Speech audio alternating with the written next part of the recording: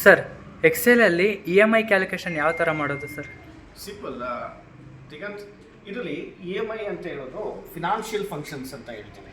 So ಈ financial functions use ಮಾಡಬೇಕಾದ್ರೆ ಇಲ್ಲಿ ನೋಡಿ, ನಿನ್ನೆ ಇಫ್ ಅಂತ ಹೇಳಿದೆ, ಅದು ಲಾಜಿಕಲ್ ಫಂಕ್ಷನ್ ಇತ್ತು.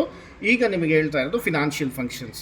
ಇಲ್ಲಿ is equal to financial function payment ಇದು. ಸೊ PMT ಅಂತ ತಗೋಬೇಕಾಗಿದೆ. ಬ್ರಾಕೆಟ್ ಓಪನ್ ಮಾಡಿಕೊಂಡು ಎಷ್ಟು ಪರ್ಸೆಂಟ್ ಇಂಟ್ರೆಸ್ಟ್ ಇದೆ? 8% ಇದೆ. 8% ಇಂಟ್ರೆಸ್ಟ್, ಅದು ಪರ್ ಆ್ಯನಮ್ ಆಯಿತು. ಬಟ್ ಇ ಎಮ್ ಐ ನಾವು ಪೇ ಮಾಡೋದು ಮಂತ್ಲಿ ಆಗಿರೋದ್ರಿಂದ ಮಂತ್ಲಿ ಕನ್ವರ್ಟ್ ಮಾಡಬೇಕು. So divided by 12, number of months in a year 12, ಹಾಗೆಯೇ ಟೆನ್ಯೂರ್ ಅಂದರೆ ಡ್ಯೂರೇಷನ್ ತೊಗೊಳ್ತಾ ಇರೋದು 6 ಇಯರ್ಸ್ ಇದೆ. ಇದನ್ನ ಮಂತ್ಲಿ ಕನ್ವರ್ಟ್ ಮಾಡಬೇಕಾಗಿದೆ. ಅಗೈನ್ 12 ಮಂತ್ಸ್ ಹಾಕ್ಕೊಂಡು ನಾನು ಎಷ್ಟು ಲೋನ್ ತೊಗೊಳ್ತಾ ಇದ್ದೀನಿ?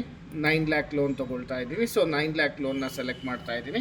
ಈಗ ಬ್ರಾಕೆಟ್ ಕ್ಲೋಸ್ ಮಾಡ್ಕೊಂಡ್ರೆ ನಿಮಗೆ ಇದರಲ್ಲಿ ಲೋನ್ ಅಮೌಂಟ್ ಅಂದರೆ ಇ ಎಮ್ ಐ ಅಮೌಂಟ್ ಎಷ್ಟಿದೆ ಅನ್ನೋದು ಬರ್ತಾ ಇದೆ. ಇ ಎಮ್ ಐ 15,779.92 rupees ಬರ್ತಾ ಇದೆ. 9 lakh ಲೋನ್ ಇದೆ, 8% per annum and 6 years duration ಇದೆ. ಸೊ ಇದಕ್ಕೆ ನೀವು ಮಂತ್ಲಿ ಎಷ್ಟು ಕಟ್ಟಬೇಕಾಗಿದೆ? 15,779.